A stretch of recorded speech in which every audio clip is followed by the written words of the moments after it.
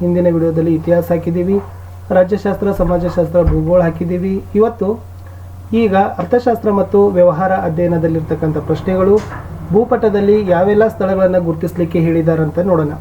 ವಿಡಿಯೋಗಳನ್ನು like, share ಹಾಗೂ subscribe ಮಾಡಲಿಕ್ಕೆ ಮರೆಯದಿರಿ. ಫಸ್ಟ್ ಟೈಮ್ ವಾಚ್ ಮಾಡ್ತಿದ್ರೆ ಬೆಲ್ ಐಕಾನನ್ನು ಅವಶ್ಯವಾಗಿ ಒತ್ತುಕೊಳ್ಳಿ, ನೋಟಿಫಿಕೇಷನನ್ನು ಫಸ್ಟಾಗಿ ಬರ್ತದೆ.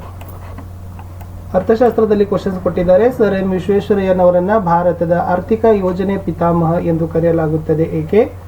ಪಂಚವಾರ್ಷಿಕ ಯೋಜನೆಯ ಉದ್ದೇಶಗಳು, ಪಂಚವಾರ್ಷಿಕ ಯೋಜನೆಗಳ ಸಾಧನೆಗಳು, ಹಸಿರು ಕ್ರಾಂತಿಗೆ ಪ್ರೇರಣೆಯಾದ ಅಂಶಗಳು, ಕೃಷಿ ವಲಯ ಎದುರಿಸ್ತಕ್ಕಂಥ ಸಮಸ್ಯೆಗಳಿಗೆ ಪರಿಹಾರಗಳು, ನೀತಿ ಆಯೋಗದ ಧ್ಯೇಯಗಳು, ನೀತಿ ಆಯೋಗದ ಲಕ್ಷಣಗಳು, ನೀತಿ ಆಯೋಗದ 4 ಮುಖ್ಯ ವಿಭಾಗಗಳು, ಗ್ರಾಮೀಣ ಅಭಿವೃದ್ಧಿಯ ಮಹತ್ವ, ಲಕ್ಷಣಗಳು, ಗಾಂಧೀಜಿಯವರ ಗ್ರಾಮ ಸ್ವರಾಜ್ಯ ಕಲ್ಪನೆಯನ್ನು ವಿಕೇಂದ್ರೀಕರಣದ ಹಿನ್ನೆಲೆಯಲ್ಲಿ ತಿಳಿಸಿ, ಗ್ರಾಮೀಣ ಅಭಿವೃದ್ಧಿಯಲ್ಲಿ ಪಂಚಾಯತ್ ರಾಜ್ ಸಂಸ್ಥೆಗಳ ಪಾತ್ರ, ಗ್ರಾಮೀಣಾಭಿವೃದ್ಧಿಯಲ್ಲಿ ಮಹಿಳೆಯರ ಪಾತ್ರ, ಗ್ರಾಮೀಣ ಬಡ ಮಹಿಳೆಯರನ್ನು ಸಂಘಟಿಸುವಲ್ಲಿ ಮಹಿಳಾ ಸ್ವಸಹಾಯ ಸಂಘಗಳ ಪಾತ್ರ, ವಸತಿ ಯೋಜನೆಗಳು, ವೈಯಕ್ತಿಕ ಹಣಕಾಸು ಮತ್ತು ಸಾರ್ವಜನಿಕ ಹಣಕಾಸುಗಳ ನಡುವಿನ ವ್ಯತ್ಯಾಸ, ಸಾರ್ವಜನಿಕ ಹಣಕಾಸಿನ ಮಹತ್ವ, ಪ್ರತ್ಯಕ್ಷ ತೆರಿಗೆ ಮತ್ತು ಪರೋಕ್ಷ ತೆರಿಗೆಗಳ ನಡುವಿನ ವ್ಯತ್ಯಾಸಗಳು, ಕೇಂದ್ರ ಸರ್ಕಾರದ ತೆರಿಗೆಯೇತರ ಆದಾಯದ ಮೂಲಗಳು, ಬ್ಯಾಂಕ್ಗಳ ಗುಣಲಕ್ಷಣಗಳು, ಬ್ಯಾಂಕಿನ ಕಾರ್ಯಗಳು,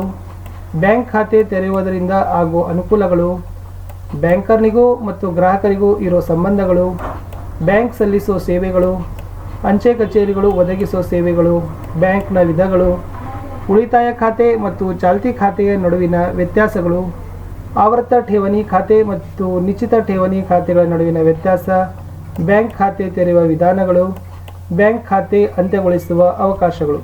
ಇನ್ನು ವ್ಯವಹಾರ ಅಧ್ಯಯನದಲ್ಲಿ ನೋಡೋದಾದರೆ ಉದ್ಯಮಶೀಲತೆಯ ಗುಣಲಕ್ಷಣಗಳು, ಉದ್ಯಮಿಯ ಕಾರ್ಯಗಳು, ಭಾರತದ ಆರ್ಥಿಕ ಪ್ರಗತಿಯಲ್ಲಿ ಉದ್ಯಮಿಗಳ ಪಾತ್ರ, ಸ್ವ ಉದ್ಯೋಗ ಸ್ಥಾಪಿಸಲು ಇಷ್ಟಪಟ್ಟಲ್ಲಿ ತೆರೆಯಬಹುದಾದ ವ್ಯವಹಾರದ ಸಂಸ್ಥೆಗಳು, ಸ್ವಯಂ ಉದ್ಯೋಗಕ್ಕಾಗಿ ಹಣ ಸಹಾಯ ಮಾಡುವ ಹಣಕಾಸಿನ ಸಂಸ್ಥೆಗಳು, ಜಿಲ್ಲಾ ಕೈಗಾರಿಕಾ ಕೇಂದ್ರಗಳ ಪಾತ್ರ, ಗ್ರಾಹಕರ ಶೋಷಣೆಗೆ ಕಾರಣಗಳು, ಗ್ರಾಹಕರ ಪರವಾದ ಕಾಯ್ದೆಗಳು, ಗ್ರಾಹಕ ಸಂರಕ್ಷಣಾ ಕಾಯ್ದೆ ಉದ್ದೇಶಗಳು, ಗ್ರಾಹಕ ಸಂರಕ್ಷಣೆಯ ಹಕ್ಕುಗಳು, ಗ್ರಾಹಕ ಸಂರಕ್ಷಣಾ ವೇದಿಕೆಗಳು, ಅವುಗಳ ಪರಿಹಾರ ಮೊತ್ತಗಳ ವ್ಯಾಪ್ತಿ, ವಿಶ್ವ ಗ್ರಾಹಕ ಆಂದೋಲನ ಚರಿತ್ರೆಯಲ್ಲಿ ಮಾರ್ಚ್ 15 ಒಂದು ಮಹತ್ವದ ದಿನ ಏಕೆ?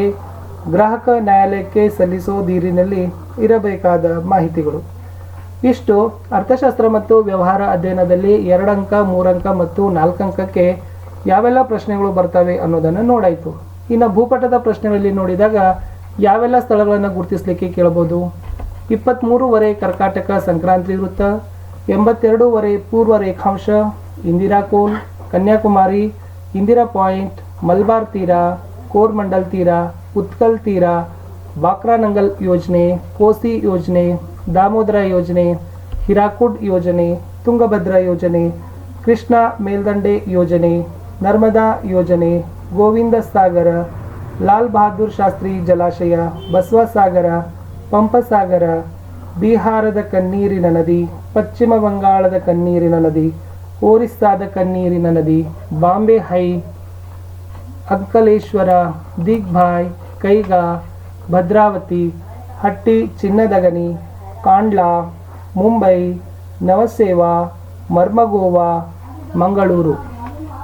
ನೆಕ್ಸ್ಟ್ ಕೊಚ್ಚಿ, ತೂತುಕುಡಿ, ಚೆನ್ನೈ, ವಿಶಾಖಪಟ್ಟಣ, ಪಾರಾದೀಪ, ಹಾಲ್ಡಿಯಾ, ಕೋಲ್ಕತ್ತಾ, ದೆಹಲಿ ಇಂದಿರಾ ಗಾಂಧಿ ವಿಮಾನ ನಿಲ್ದಾಣ, ಕೋಲ್ಕತ್ತಾ ಸುಭಾಷ್ ಚಂದ್ರ ಬೋಸ್ ವಿಮಾನ ನಿಲ್ದಾಣ, ಮುಂಬೈ ಸಹಾರಾ ಮತ್ತು ಸ್ಯಾಂತಾಕ್ರೋಸ್ ವಿಮಾನ ನಿಲ್ದಾಣ, ಬೆಂಗಳೂರು ನಾಡಪ್ರಭು ಕೆಂಪೇಗೌಡ ವಿಮಾನ ನಿಲ್ದಾಣ, ಚೆನ್ನೈ ಅಣ್ಣಾ ಮೀನಂಬಾಕಂ ವಿಮಾನ ನಿಲ್ದಾಣ, ಅಮೃತಸರ, ಗುವಾಹಟಿ, ಹೈದರಾಬಾದ್, ಅಹಮದಾಬಾದ್, ಪಣಜಿ, ತಿರುವಂತನಪುರ, ಭಾರತದ ಚಹದ ಬಂದಿರು, ಭಾರತದ ಹೆಬ್ಬಾಗಿಲು. ಇಷ್ಟು ಅವ್ರೇನು ಮಾಡಿದ್ದಾರೆ ಅಂತಂದರೆ ಸ್ಥಳಗಳನ್ನು ಗುರುತಿಸಲಿಕ್ಕೆ ನಿಮಗೆ ಹೇಳಿದರು. ಒಟ್ಟಾರೆಯಾಗಿ ನಾವೇನು ಮಾಡಿದ್ದೀವಿ ಅಂತಂದರೆ ಫಸ್ಟ್ ಪ್ರಿಯಾರಿಟಿಯಾಗಿ ನಿಮ್ಮ ಏನೊಂದು ಪರೀಕ್ಷಾ ಸಿದ್ಧತೆಗಾಗಿ ಏನೊಂದು ಕ್ವಶನ್ ಆನ್ಸರ್ ಕೊಟ್ಟಾರಲ್ಲ ಅವುಗಳನ್ನು ಕೊಟ್ಟಿದ್ದೀವಿ. ಇನ್ನು ನೆಕ್ಸ್ಟ್ ನಾವೇನು ಮಾಡ್ತೀವಿ, 1 ಅಂಕ, 2 ಅಂಕ, 3 ಅಂಕ ಮತ್ತು 4 ಅಂಕದ ಪ್ರಶ್ನೋತ್ತರಗಳ ವಿಡಿಯೋಗಳನ್ನು ಹಾಕ್ತೀವಿ. ಆಲ್ರೆಡಿ ಭಾಳಷ್ಟು ವಿಡಿಯೋಗಳನ್ನು ಹಾಕಿದ್ದೀವಿ. ಸ್ವಲ್ಪ ಹೋಗಿ ಪ್ಲೇಲಿಸ್ಟ್ಗೆ ಹೋಗಿ ಭೇಟಿ ಕೊಡಿ ಅಂತ ಹೇಳ್ತಾ ತಾವೆಲ್ಲರೂ ವಿಡಿಯೋಗಳನ್ನು ಲೈಕ್ ಮಾಡಬೇಕು, ಶೇರ್ ಮಾಡಬೇಕು ಹಾಗೂ ಸಬ್ಸ್ಕ್ರೈಬ್ ಮಾಡಲಿಕ್ಕೆ ಮರಿಬಾರ್ದು. ನಿಮ್ಮ ಒಂದು ಲೈಕ್, ನಿಮ್ಮ ಒಂದು ಶೇರ್ ನಮಗೆ ಭಾಳಷ್ಟು ಮೋಟಿವೇಶನನ್ನು ತಂದು ಕೊಡ್ತದೆ.